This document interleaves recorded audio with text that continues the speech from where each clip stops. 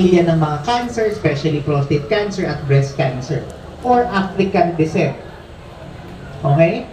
So, madalas, okay naman, pero meron din po talagang nakikita na yun po yung ikinamamatay nila, pero hindi ganun kadalas. So, kahit minsan malala na, stage 4 cancer na, kalat na sa buto, kaya pa namin yung extend ng buhay ng mga 2 to 3 years. No? So, hindi siya ganun kabilis mamatay. Pero, ang problema po kasi, yung complications ng cancer napakahirap. No? Minsan, hindi nakakaihi, minsan sobrang sakit.